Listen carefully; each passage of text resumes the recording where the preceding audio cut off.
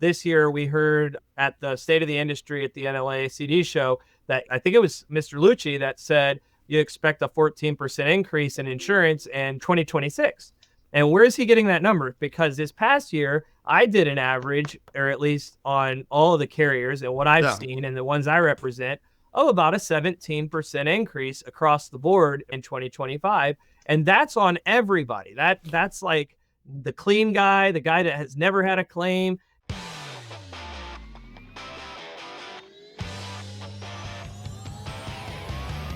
You're listening to the Ground Transportation Podcast with Ken Lucci of Driving Transactions and James Blain of PAX Training.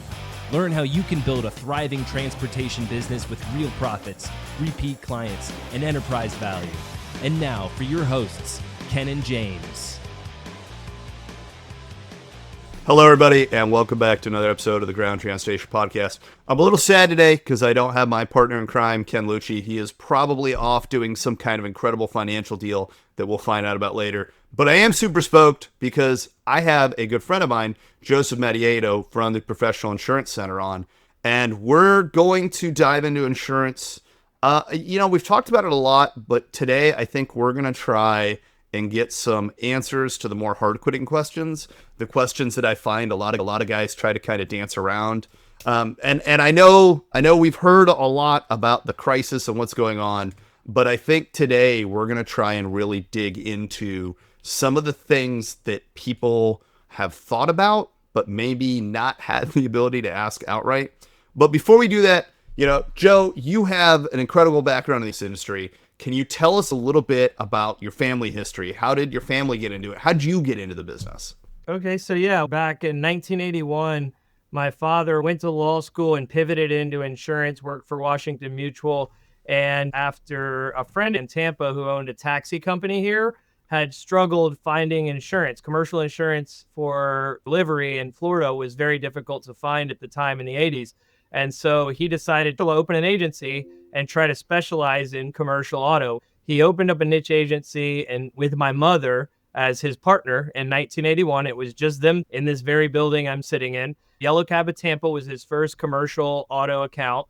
And from there, he created an agency that specialized in livery insurance. And for myself, I grew up surrounded by transportation. My godfather, his best friend, owns a major transportation company here, and I worked for that company briefly. And then my father, when I was in college, I was studying biochemistry, and he sat me down and asked me to consider taking over the family business. With a biochemistry degree. You're studying biochemistry, and it's like, no, we need an insurance company. Yeah. At the time, Uber and Lyft and TNCs didn't exist. So we had a lot of taxi business and we had a lot of limo business, and we were able to put together a lot of programs. And when I decided to make the move, I was still in college. I transferred from Florida State for University of Tampa and finished up there and switched degrees to marketing and business. I went into this agency, got my 220 in 2005. My insurance license, and wrote my first piece of business. Are you doing black car? Are you doing limo? Are you doing a little bit of everything? All black car. I had an SUV. I had a Escalade, a 2008 Escalade. I did overflow work for some of our clients. Armando Sapiro's company, Jerry Chavez's company. I drove Martha Stewart for an entire day. I worked the Super Bowl 2008 here. So I got to learn a lot as a driver, as a chauffeur for 2 years. And then I didn't have the time to do it anymore because the insurance, I started getting more clients, and I got to learn a lot about, I think, the struggles that's involved with being a single unit operator. It's funny because we should clarify, right? If you are with Professional Insurance Center, that is not a service you offer anymore, right? We will not do your overflow work. I actually got asked by one of my local Tampa clients. Yeah. They tried to pull you back in, right? Last year, they had a busy weekend. I have 4 kids now. I didn't have any kids when I did that. With 4 children, I told the guy, I'm sorry, I just cannot do that any longer. And we no longer do your overflow. I got requested by a couple of the people I drove after I had stopped. No way. Martha Stewart asked Armando if I could be her driver again. And I told him, I'm sorry, I'm not doing that anymore. And there was a couple other people out there that requested me. And so I no longer was doing it. It wasn't because I didn't want to. I had no time. I was starting a family. I got married. So I stayed in the insurance game and specialized in that. And over the years, I've sat on the CFLA goal of Greater Orlando Limousine Association Board of Directors, the West Florida Limousine Association, now the Board of Directors for the FLA, the Florida Limousine Association. I sit on the Board of Directors and I do their safety program and safety and insurance and a couple other committees I do as well, airport, and sometimes I chime in on the legislative committee as well. I mean, you're the one that pulled me in, right? For those that don't know the Platinum Safety Program, I don't want to say a side effect or byproduct, but it was really kind of, I think, spearheaded is probably the right word by Florida's kind of safety side. And I still remember, I want to say you and I were in Vegas when you came up and you're like, hey, we're going to do this big thing. We've got this great idea. And I think that's going to be a huge thing. But you're involved on so many different levels in so many different boards. How many different ones are you sitting on right now? Right now, I'm only on the FLA. That's it. Okay. We've been a member of the Transportation Alliance, formerly the Taxi Cab Limousine Paratransit Association. I put a team together that I thought was ideal. I got the safety directors for my clients at Destination Services, got their safety guys on board with my Platinum safety team. Great Mike guys. Gaddis at Cable, vice president there. I got you. There's a lot of people that we approached, but we got a good team together. Sarah spearheaded that whole program, and she has taken it to another level. And I like everything that's been going on with it. But as far as safety goes, even without that program, I've been involved with promoting safety far before that. First agencies trying to push the camera systems, which are valuable to an insurance company, the clients to the operators. I've said it before, Joe. Cameras are table stakes. If you don't have cameras and telematics, that's like saying I don't have a website or I don't have a business card. Like, we're at a point, and I think you'll agree with this, where claims cost, fraud, all of it, you're shooting yourself in the foot. More than just figuratively, almost literally shooting yourself in the foot if you don't have telematics. We are always looking to add programs. That way we could offer every operator every option. We do. Every single renewal is going out 60 days, et cetera, et cetera. Yeah. So one of the things we tried to focus on was the cameras, the safety. Driver training is very important to have year-round driver training. I've found that now with the analytics, they're moving into AI. So you're going to have a future. I think I was explaining to you earlier, I was at my doctor's office and there was a sign on the wall that said, "You're being recorded for our insurance by AI."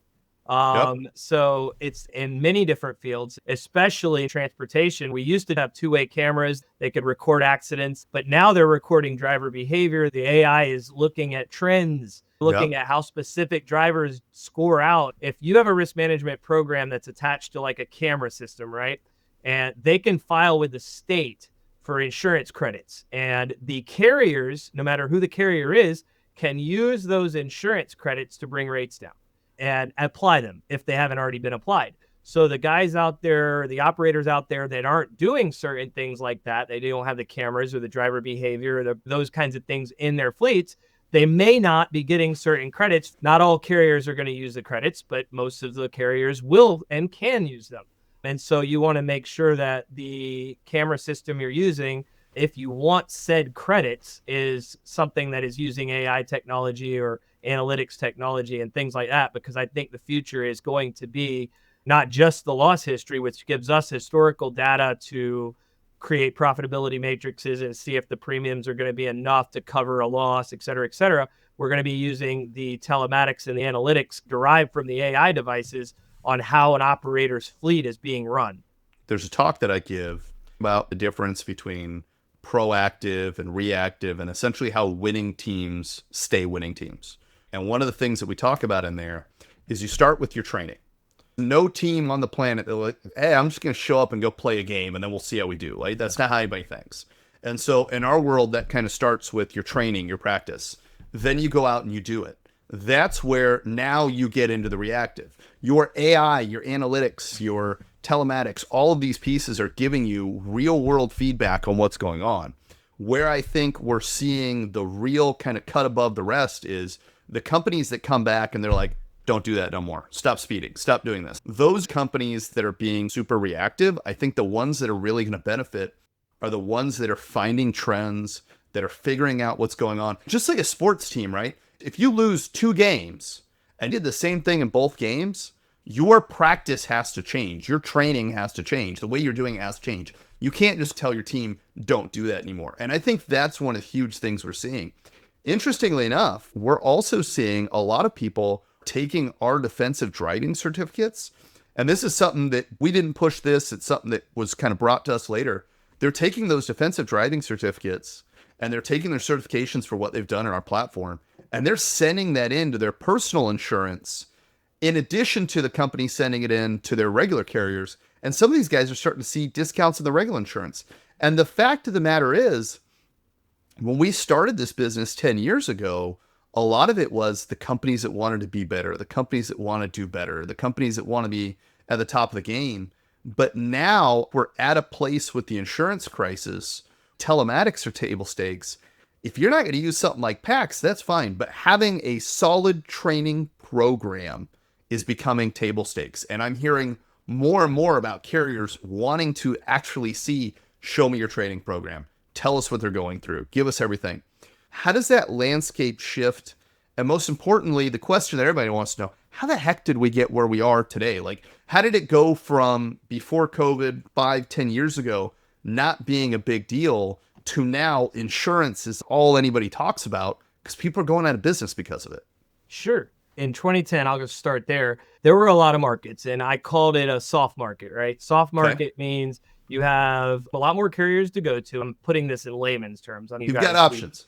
Basically, the soft market means you got a lot of carriers that are probably going to all try to bid on different risks, and they're more open to taking more risk in those, I think, sometimes, but they don't have to, right? So because there's a lot of other options. So if there's a good risk, they might get a price from everybody and then compete for it, et cetera, et cetera. Whereas a hard market, you have a lot less markets available for those same risks. And it creates an environment for insurance where instead of you have the carriers are going to be a lot more picky and choosy in what they want to insure because of pressure that's coming down from reinsurance. And when you have insurance programs, right, that paper that you have with your carrier's name on it is going to be backed up usually by a lot of other insurance carriers. But it's almost like banking and investing, right? I think of them almost like picking stocks because they've got to go in and they've got to decide, what's a good investment, what's not a bad investment.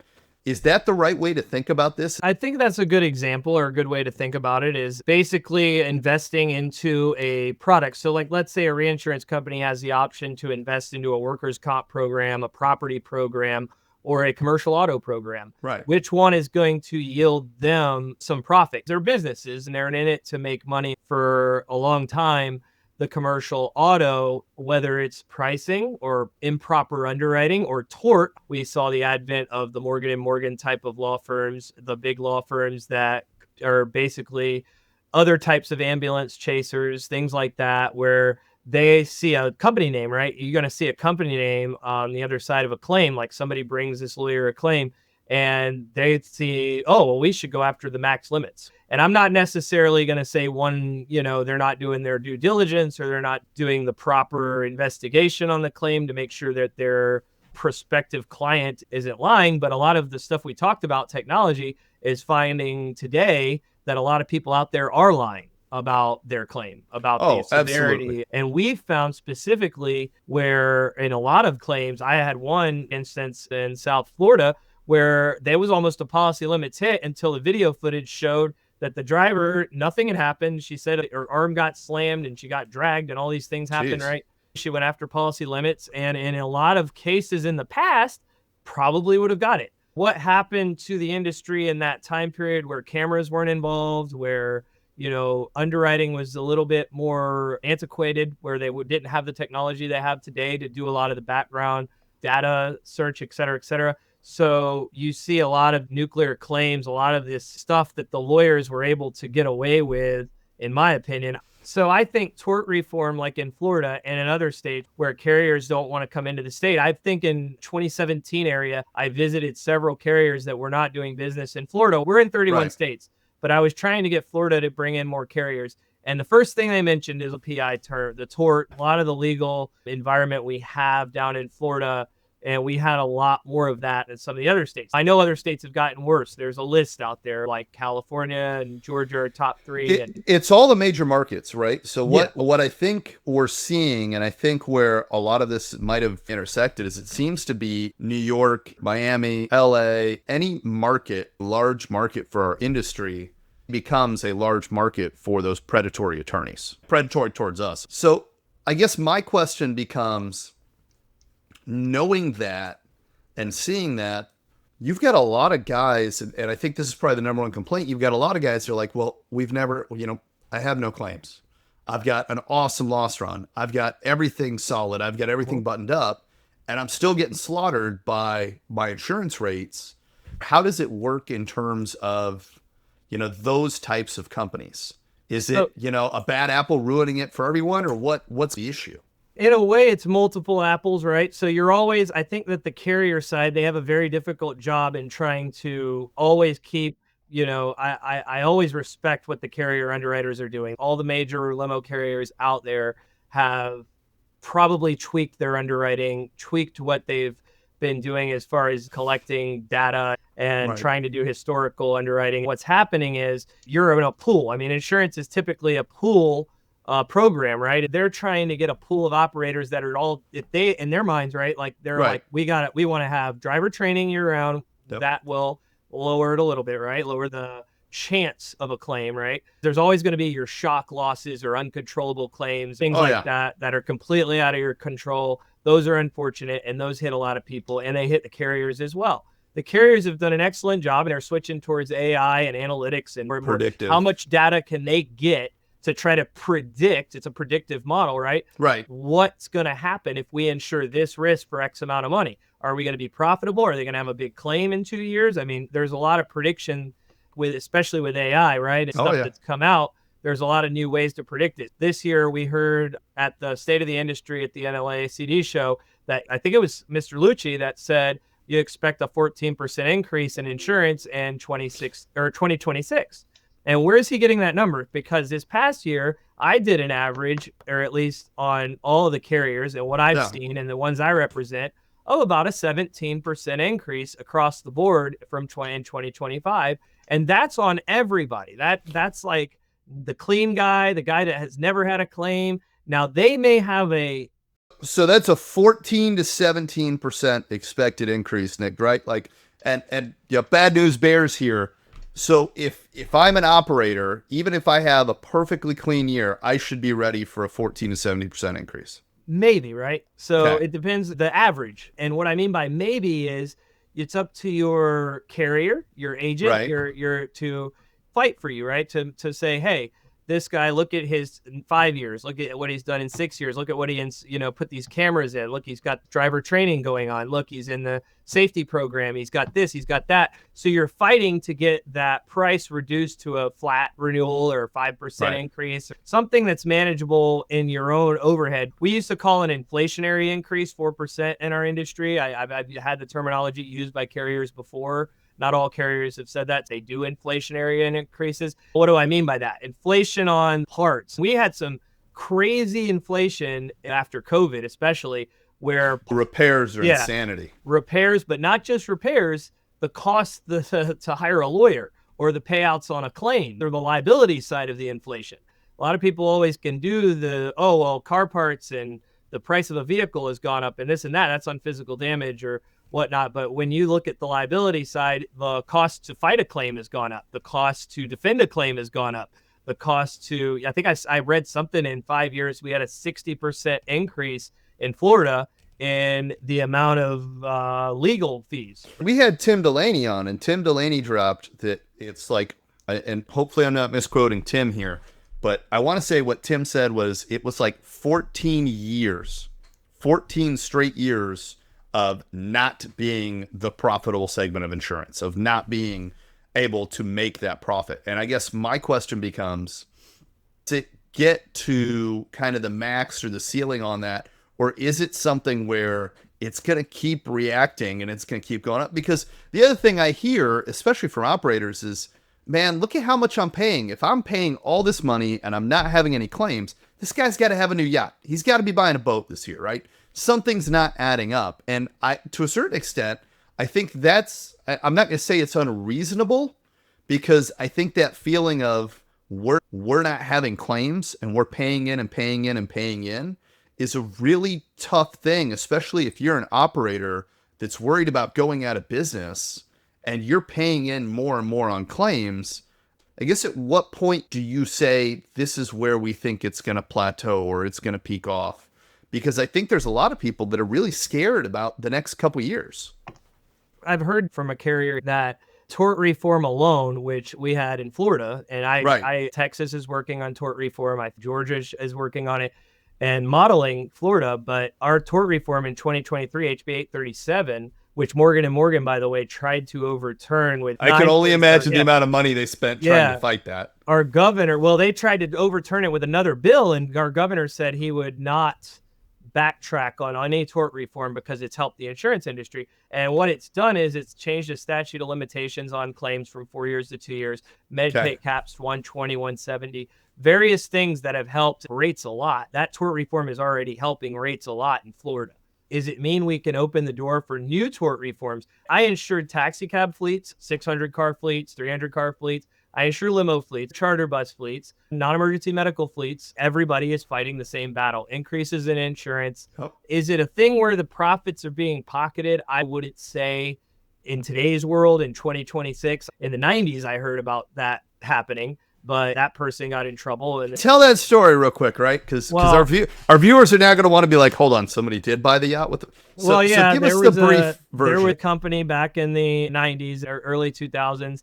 They had people at the top pocketing the profits or spending the company profits towards expenditures that probably were not expenditures that benefited the company in any sort of way, personal expenditures. That company didn't have the money to pay claims. The claims shot up and it went under. We've seen a lot of carriers like that. I don't know if that specific situation with using funds for personal use, is it been in any of the other...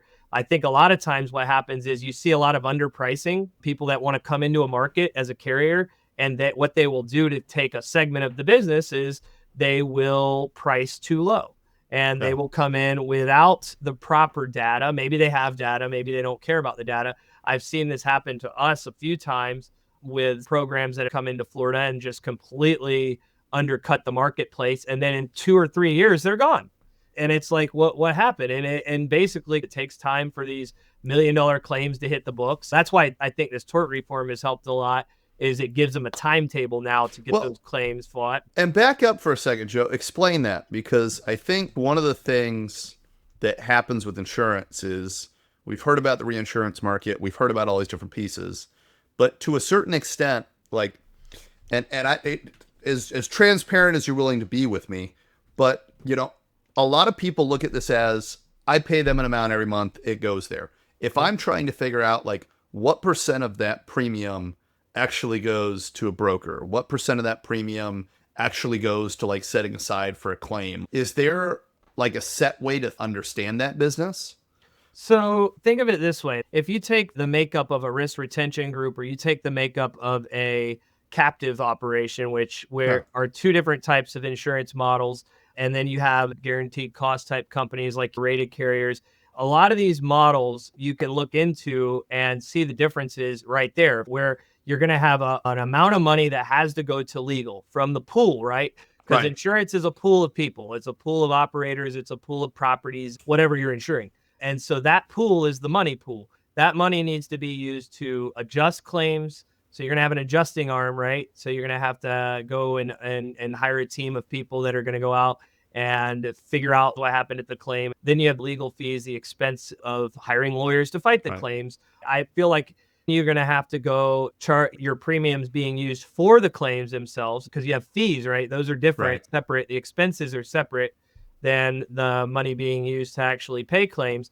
And then you have with those fees with a carrier, let's say you have like an A-rated carrier or somebody that's been around a long time, they usually have, to pay regulatory fees to be in a state, whether it's an admitted type of situation or an E&S type of situation. There's going to be a lot. So those premiums get spread around all these different groups, different pools.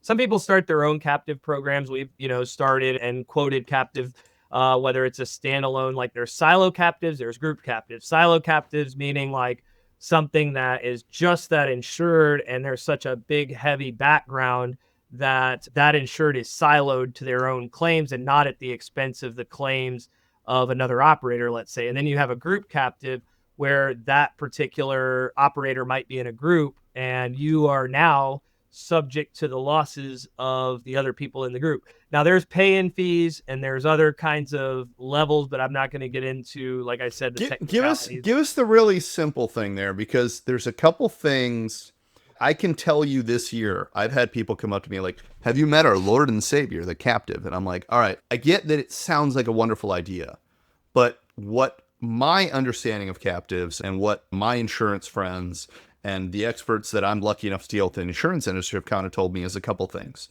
Captives are not a short-term solution, right? Now, you shouldn't be changing carriers frequently anyway, but you really don't want to be in a scenario where you are changing them frequently no matter what. On a captive, you do that with insurance carriers, they're going to know something's up. They're going to know you're price shopping. They're going to probably look at you as a higher risk.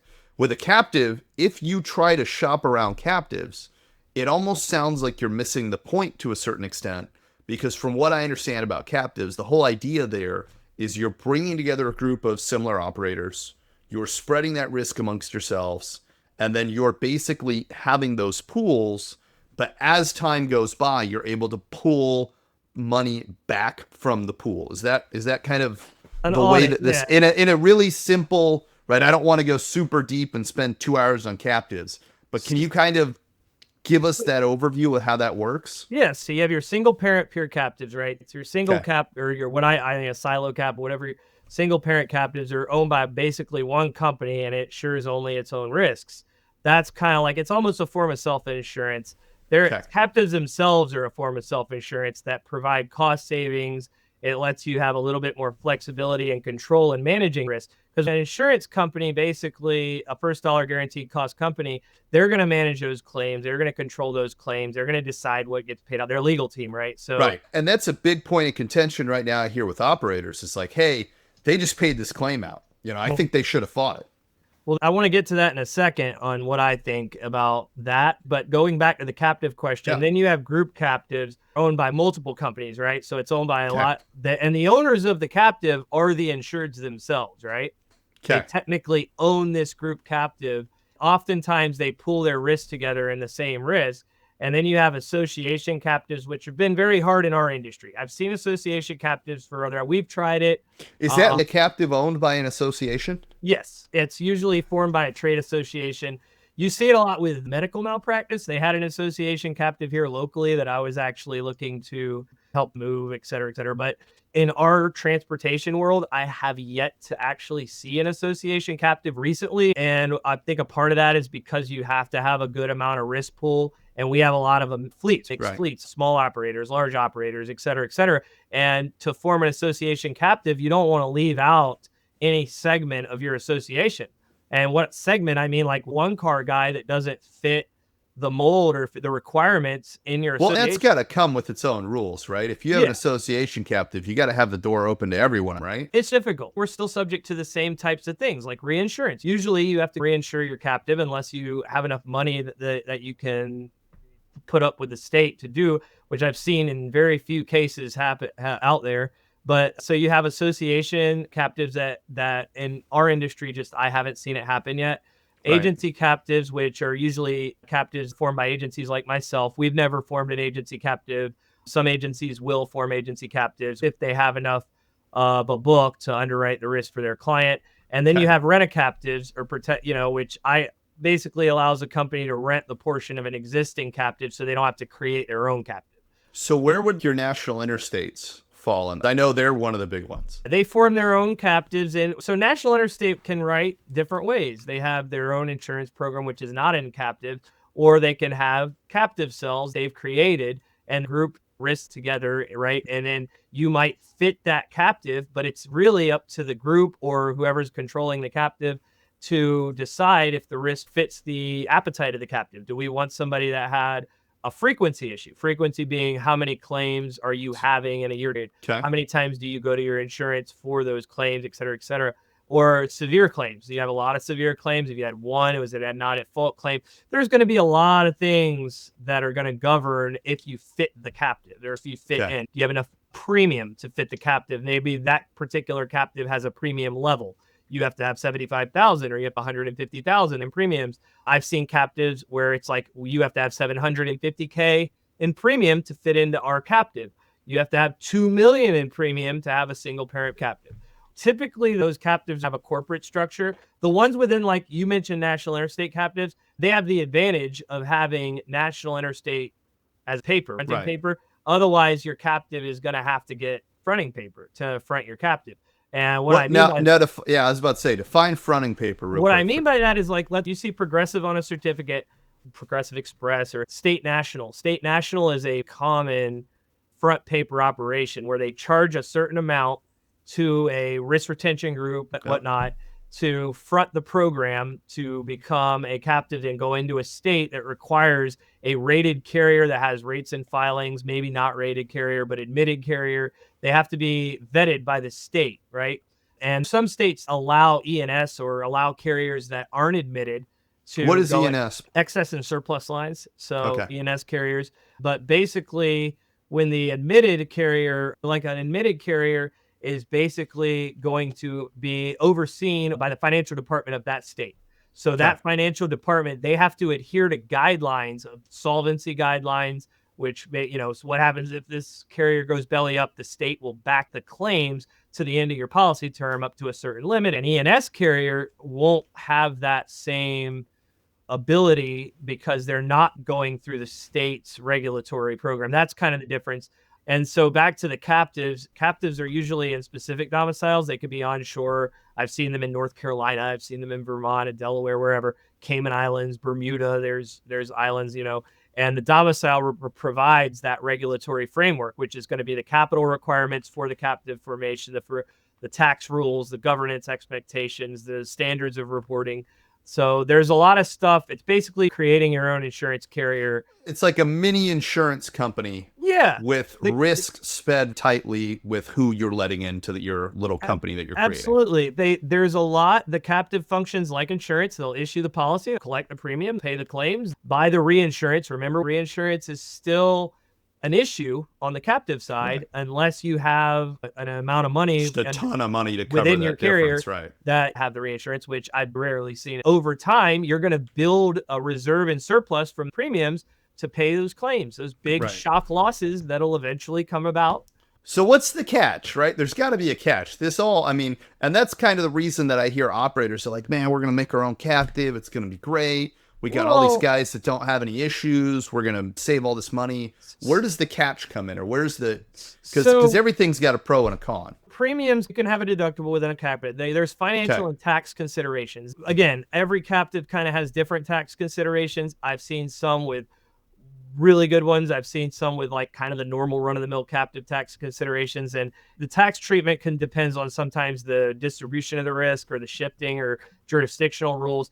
But eventually what happens is if you have a captive or a group captive that has a pool and they can audit that, right? And it comes back to you in savings. That's what you're talking about, where people are like, okay, I could save money because in 18 months, if our captive or if our group has not had any of those claims payouts, then that's where this quote unquote profit, the imaginary, if you say sometimes because of the claims that these insurance companies may collect on when they're within their programs, can instead be used to either fund the captive surplus or get return, to the insured in a various situations like we've seen. It's kind of like we used to do something called a retro policy. Basically, does an audit in 18 months. And if the premium, we did this on one transportation risk. My father actually did it in 2012. Basically, for one account within a carrier, or the retro funded policy, you pay in an amount, let's say $8,000 a unit. You have a minimum and a maximum, 25% usually on both sides, or 50%.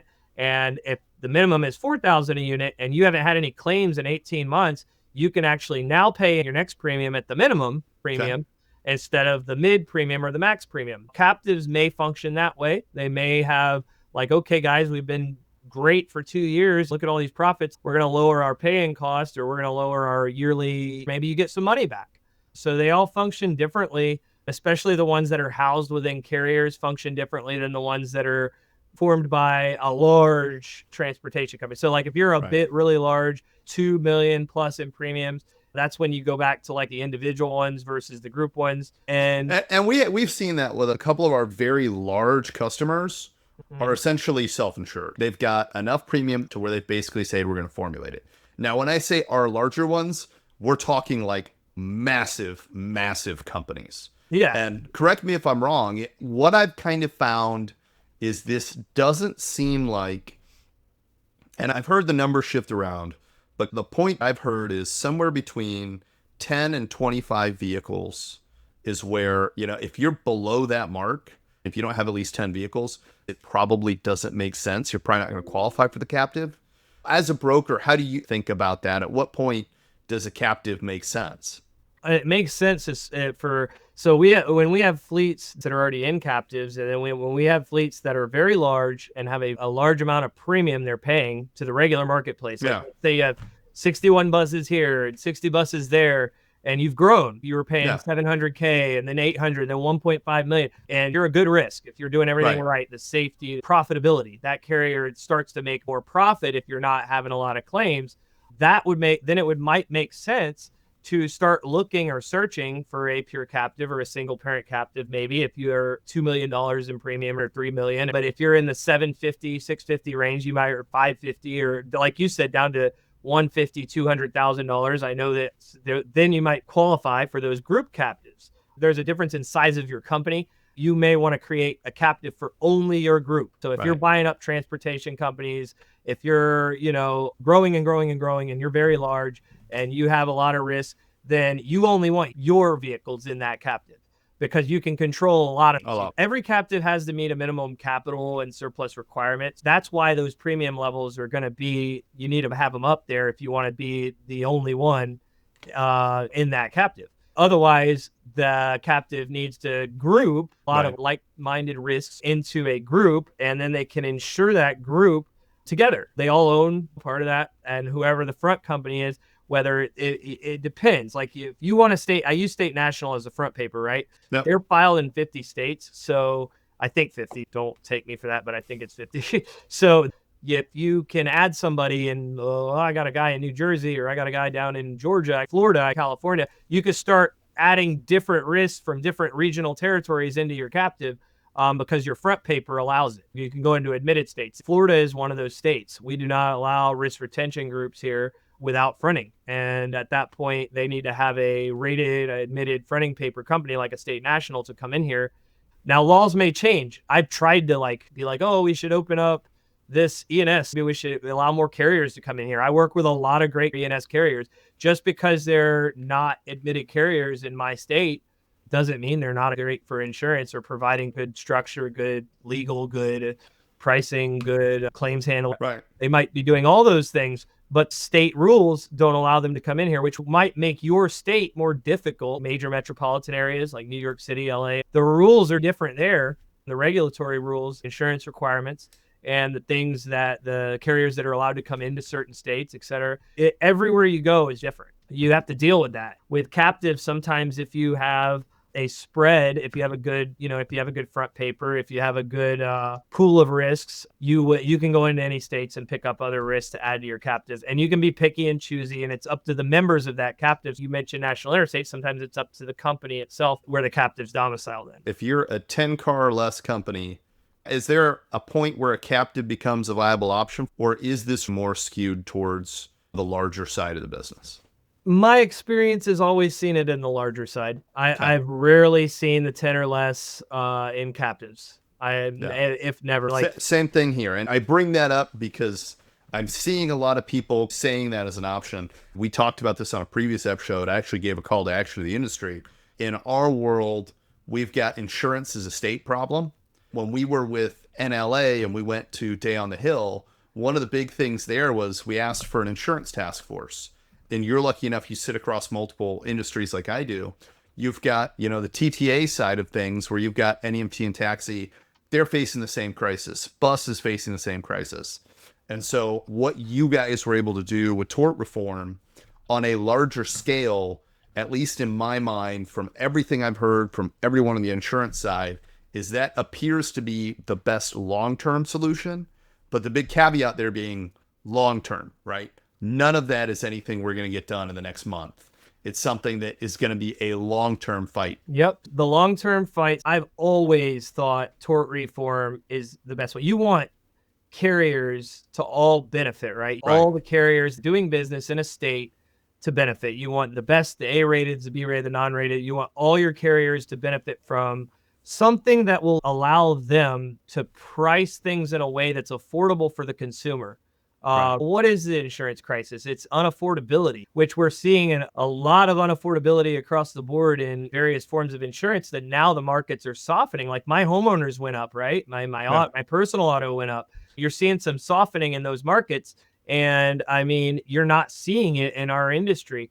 And I think what's happened is the frequent claims, collisions, property damage, a high liability exposure, bodily injury, third party, all of that stuff has made us a high risk segment for. How many carriers do you think there are? Like if you said across the US, how many actual total number of carriers would you say there are that'll write kind of the passenger ground transportation industry? Do you have any kind of idea off the top of your head?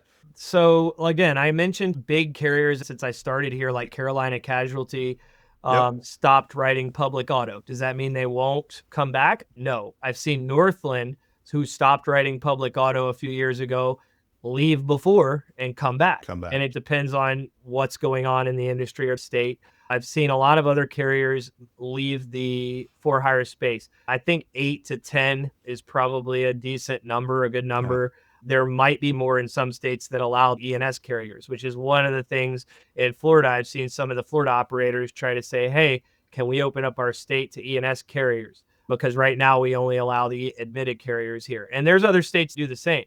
So I think that we were talking about, one of the issues with the rising claims is affecting the reinsurance is the lack of carriers. Is when you want to put a program together, usually you go to target markets or something where you're going to find all the reinsurance carriers saying, hey, what are you trying to start a program for? Like when you say livery, commercial auto, passenger transportation, I don't think it's appetizing anymore to these reinsurance carriers to start these programs. Talk about that for a second. What do you mean by that? I don't develop programs for insurance right now. That's not what my specialty is. But from my understanding, you have to find a fronting carrier willing to work with the livery risk directly or work with the agents, right? And so they have to have reinsurance companies that cover different layers because that company won't have the money to cover the claims in their program. So when the program gets developed, they go to target markets or meet directly with the reinsurance companies. They need to get a certain number. Sometimes I've heard 5 reinsurance companies, maybe more. Those reinsurance companies all get together and negotiate with the people putting the program together. They have to negotiate reinsurance treaties that recognize and price the fleet management risk control stuff. So they're going to say, how are you guys underwriting? What's the fleet management line? What's the underwriting? They also have to ensure the risk transfer meets regulatory tax standards. There's a lot of technicalities involved.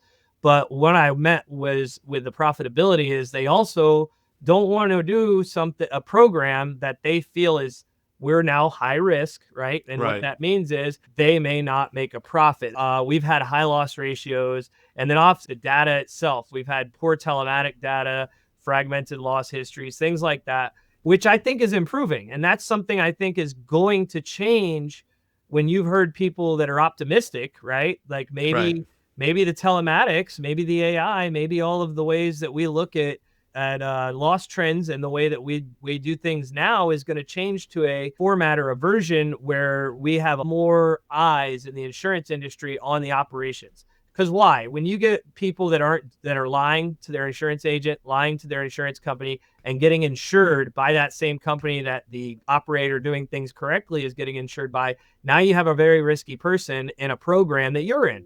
And when those risks, when you have a lot of that going on, it creates a kind of a effect where now they have to get pressure from the reinsurance to raise their rates. Those reinsurance companies come in yearly on an annual basis, normally to a carrier who has a program like like a Progressive. They'll say, you need to raise rates to get more money for this risk across the board. Good ones, not just the bad ones. You need to be more picky. You need to have a ratio of charter buses to smaller units. You need to have this ratio, 15% of this type of business. And that we don't want any more than that. And the reinsurance companies put pressure on the carriers and on the captives, certain types of captives. There are unique ones out there that don't have that reinsurance pressure, but most of them do. And that is where a lot of this comes from. A lot of price increases are coming directly. You heard it over and over and over. Oh, yeah. I'm sure is coming from that top-down structures. What are we doing to combat that? Tort reform is huge. Group captives gain scale, and as they gain scale, they gain credibility with reinsurers. So maybe they get less top-down pressure if they have a good scale. They combine the telematics data now that we get with the AI, the devices, the cameras, with the underwriting, which will help you negotiate better insurance pricing. There's a lot of different kinds of stuff, structured reinsurance, multi-year loss portfolio. There's different types of things in the background that reinsurance can negotiate with the front company. So I have definitely seen a lot of carriers, ones that you guys are all insured with in the marketplace, are strategizing to get rates down. I think there's a misconception that sometimes they're raising rates and they don't care. I always say if they didn't care, and once you disappear, all the operators start disappearing and there's less and less and less to insure, that's less premiums for them. That's less premium for them to obtain. The goal is to get to a price point where everybody can pay and feel comfortable. It creates new operators, expanding our industry, more livery, more operations, more vehicles being added because the rates are not killing you, right? Because a lot of times people, I think the operating side is they're looking at that insurance rate if they want to add a vehicle, if they want to expand, if they want to get bigger, because those insurance rates can go from something they can afford to something that's unaffordable. Let me ask you something. One of the things I hear all the time is, well, these big carriers, they insure so many different people. They don't care how hard they squeeze us. How many of these carriers, we've had Tim Delaney on. We know that Lancer, kind of born in the limo and the bus industry. That's their bread and butter. How many of these carriers are heavily invested like that, if any? A lot of them are pretty diversified. And for a lot of customers, it's tough because they're like, well, they're squeezing on me. They're squeezing on a bunch of different industries. What does that landscape look like? Is it just a bunch of really big companies? How many of those are kind of specialized? What does that landscape look like? So you have like Lancer's awesome. They've been specialized in our industry for a long time. Philadelphia has different specializations. They have program, their for-hire program, and it has a good reputation. But that doesn't mean that's all they do. But some don't, like a Lancer, they completely probably specialize in passenger transportation, whereas some carriers are much larger in other segments. We had a carrier in Florida that they were specialized in commercial auto and for hire transportation and moved into workers' comp and moved into a lot of other types of business. And now they don't do commercial passenger transportation in Florida. Oh, they stepped out completely. That particular company, yes, they were the largest carrier in Florida for passenger transportation and moved out of passenger transportation, I think 4 or 5 years ago. They no longer do it, but they're still there and doing work comp. I send risks for different types of things. You have programs that specialize, right? The program within the carrier. New York Marine in General might have a taxi specialist program. So you quote stuff through that taxi program that are taxi cabs. Then they have a limo program. So you quote things through that's a limo. Then you have companies that have tried to combine several types of transportation. Are they pooling that together? Because that's one of the big things that I know I've heard over and over is that we're getting lumped in. How does that work at the carrier level? Is that something where each of those groups is getting assessed, or is it all of the insurance they work across? That's going to obviously depend on the insurance carrier. I'll be honest with you. I think every carrier structures their own programs different ways. And you might have one company that they have to separate everything because they don't want one program to be bogged down by something risky. And you Right. get things with adverse selection in certain programs that you don't get with other programs. Basically, what that means is the taxi industry has a lot of frequency because they're on the road a lot more. They're not Yeah. prearranged. They're not saying scheduled rides. Luxury transportation, even charter transportation, is more scheduled than on-demand transportation like a TNC or a taxi operation. Right. So a lot of times you have to find taxi programs that are going to insure taxi cab risks. Most of my livery programs that insure limos or luxury don't want anything to do with taxi risks. It's a Insure them, different risk group them in there. profile. But what happens, right? You need underwriting. That's what I was talking about in the past. We used to call them glorified taxis. So you might get people sneaking in that are on-demand people or are Ubers and Lyfts or operating the TNC stuff where you don't want that kind of exposure in your program, but you're trying everything to stop it, but it's still happening. And then you Right. go to a claim and you're like, this guy was trolling the streets for fares like a taxi. I've said this a million times in the podcast. I'll say it a million more. I get people that call me all the time that say, hey, my insurance company wants to do a safety audit with me.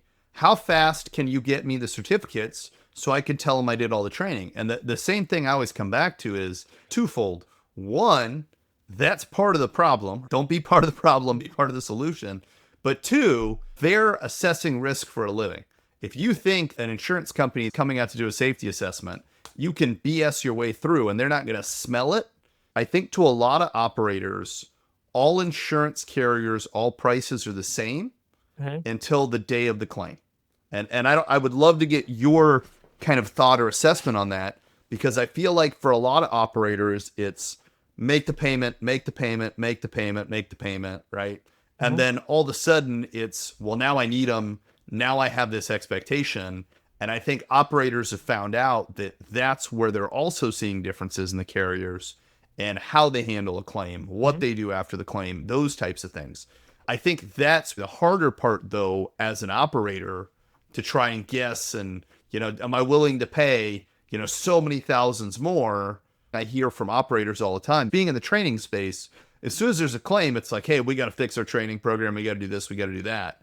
And that's when they're really kind of learning what they paid for, if that makes sense. Absolutely. What you're saying is very true. I have friends that are clients locally that mention the same, like, especially as an agent, as a salesperson, right? Like Right. a lot of the information I'm giving you is not from the carrier perspective. I'm an agent.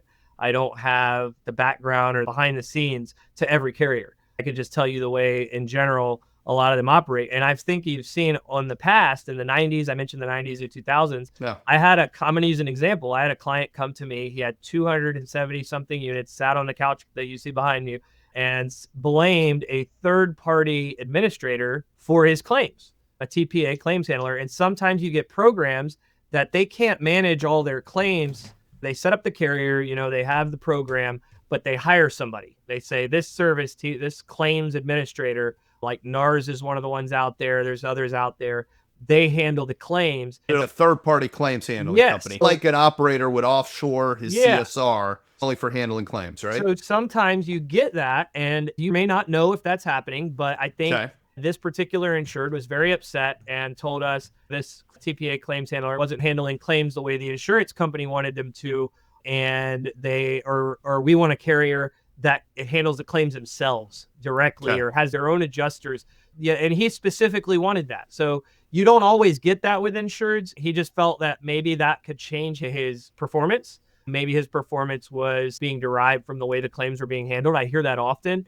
Before the meeting with you, I got off of a meeting with one of my clients and a carrier. We have quarterly meetings on their claims, and they asked if I could get a carrier that would do that.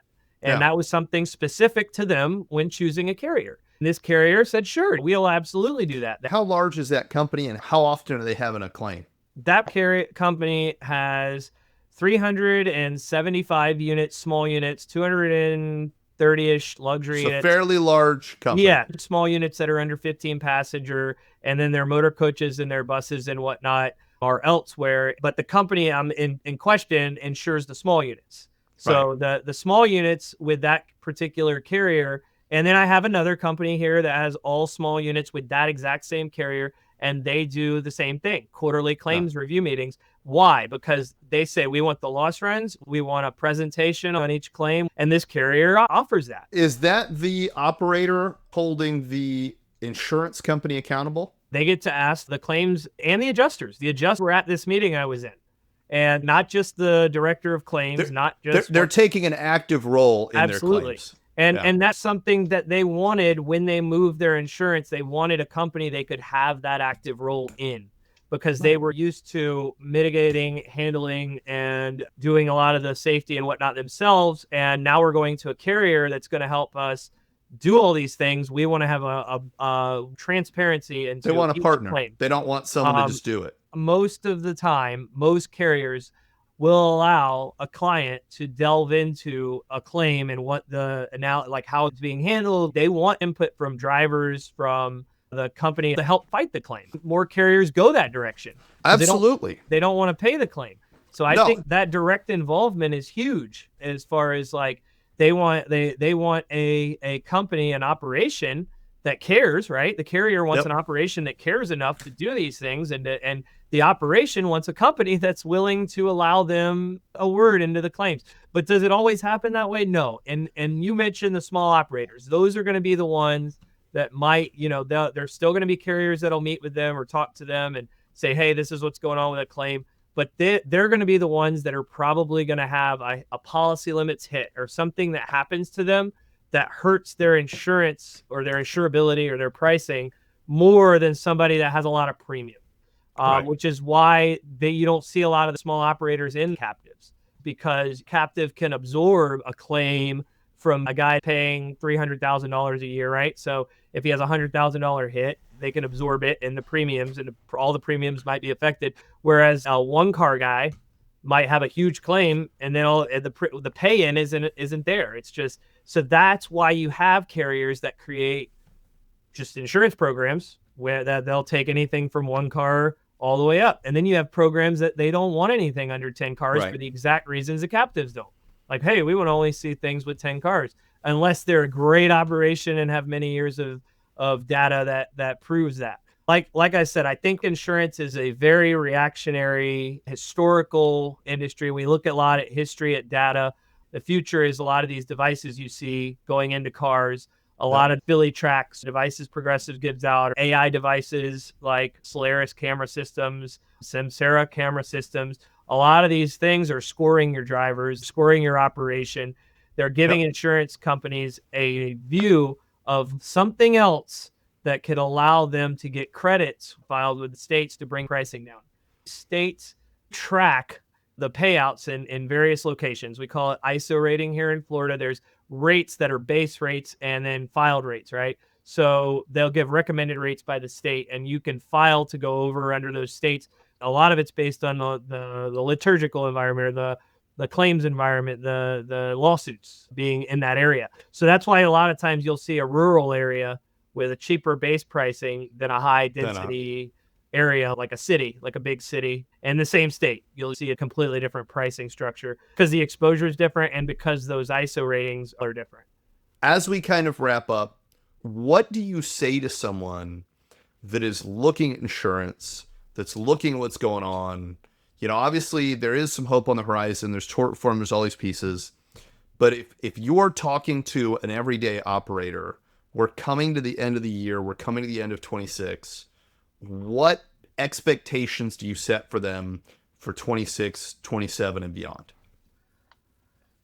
The expectations I would set for them on insurance is the same thing as the state of the industry discussed recently, was that we have a 14% average rate increase for 2026 projected. We've seen 17% rate increase average at, last year, this past year. And remember, I'm just one individual agency. We're an independent agency, as certain programs might have different numbers. Individual programs might have different numbers. And I've seen 15% rate increases, 12% rate increases from carriers this year, mandatory, set usually by their reinsurance treaties. Those rate increases normally come from the reinsurance meetings on their whole book of business. So I think expectations are in Florida different than in New York or an expectation in another state. But I think overall as a whole, 14% increase for the normal operator, the small operators, is about a good price point. I would say if you're doing everything correctly and you're doing the safety, you can work yourself down to like a 5% increase, a 10% increase, maybe no increase or a better price if you have a good specialist, making sure you're covering all of the markets available. You always want to make sure Doing you the have work. a specialist, right? A Yep. specialist. And there's a lot of great specialists out there. The people I'm up against are excellent at their craft, just like I try to be excellent at my craft. Those are my other agents, right? As long as you're a specialist in the industry, then you're going to have access to all the great programs for livery. And those programs are always innovative. So I'm hoping the more we see analytics, the more we see AI. Next year, we're sitting at State of the Industry and they're saying 8% in 2027, or a tort reform in 8 states this year. And analytics and AI and all this other stuff has been doing great. And we've weeded out a lot of the illegal operators from the risk pool, a lot of the people that aren't following the rules, a lot of the people that aren't doing things the way that they're supposed to be done, a lot of the people that are lying on their insurance applications. And that's continuing and growing in each carrier and each agency, everything. We're always trying to weed out the people that are not doing things correctly. Why? Because it hurts the rest. Well, I think the big takeaway for me, and this is something I've said for a long time, and we've been saying since the early days of the podcast, is one of those things where you put the work in now, you're going to get the payoff later. You know, if you're the guy that's calling me and you're like, hey, I got my insurance renewal in a month, good luck. You know, if you're like, hey, we're going to try and get some telematics, we're going to do it last minute. I think the companies that are investing in training, that are putting together solid programs, that are investing in the telematics, that are managing the telematics and using it to drive the training, right? I always say those two are interconnected. And then that are making the right decisions on maintenance, or making the right decisions on hiring, or not putting up with the things that are going to lead to an accident. I think those are the companies, correct me if I'm wrong, make your job easy. Absolutely. One of the things you're saying, with the rise in cost of insurance, you're getting a lot of shopping. Yeah. People that are out there saying, I need to find this lowest rate. It's out there somewhere. You want to approach people that don't have, you know, if you already have an agent that's accessing all the carriers, you want the new agent to say, listen, if those carriers are blocked, all I send is a name, an FEIN number. I'm not going to send any applications. I will only approach the carriers if maybe they haven't placed it. If your agent has all the carriers, make sure they're giving you a price point from every carrier to make sure that way that those carriers were approached. And then you want to make sure the carriers are offering your needs. You said safety, driver training, all those things. Like a Lancer, look for all those things. Yep. A National Interstate, you know, Philadelphia, an Incline, they look for all of those things. They send loss control people out to those risks. They want to make sure that the insured, the application they get in reflects the risk that they're insuring. So yes, it's important to put all that in place. One of those things missing, you won't be getting a quote for this carrier or that carrier. And you don't know that might be causing it. So you want to make sure you have an expert in the industry, or a lot of us, that know the requirements, discounts, or credits to get you the best rate possible. Your operational costs are going up every year. You can only raise your prices so much before your customers start driving off business. The seat I'm sitting in is not like a very fun seat to sit in. More often than not, I'm getting grilled, lectured, yelled at because of the rates increases or the lack of finding an insurance carrier that is going to fit the price point you're looking for. And there's going to be a reason for that. And you want to make sure to get those reasons so you can correct them. And you just said it yourself. Like, this year I had to pay this much, but I found out that if I do driver training year round, if I do camera systems, having those two-way cameras to eliminate frivolous claims and lawsuits history is very important to the carrier, and very important to have it for your own company, so you're not sued for something frivolous that didn't happen. Making sure you have all the proper coverages, that you're not doing certain things. Like if you have DOT number and you make sure you're abiding by whatever your DOT requirements are, it's very important, because every carrier is looking at those safer reports or those cab reports that tell them everything going on with somebody that's being governed by the DOT. So you're helping yourself. And will you have a rate increase because Reinsurance pressured your company into raising their rates? Absolutely. There'll be rate increases, but you're lessening the blow if you're one of those operators that have all these things in place and you have your max credits are in there because you're doing all the right things. and you're getting Right. more programs out there. There's a lot of great programs that are insuring these risks through an independent agent or directly through the carrier. I would never suggest going to your personal lines agent. And I'm not trying to hurt people's feelings, but there's a lot of No, personal lines agents. you need an expert. You Or- really need an expert. Yeah, because why? They won't have maybe the company.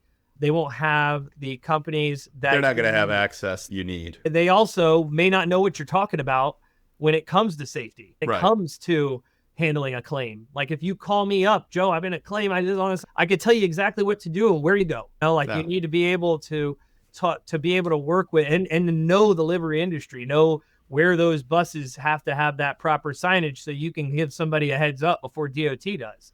Absolutely. Tags you for it. I really think it's one of those things where what you do now is going to pay off later. Joe, I can't thank you enough for being on the podcast. I can tell you this is kind of the highlight of my week. I think you've got some incredible information that you've given these guys. If they want to reach out to you, phone, email, what's the easiest way for someone to get in touch with you if they want to have a chat with you?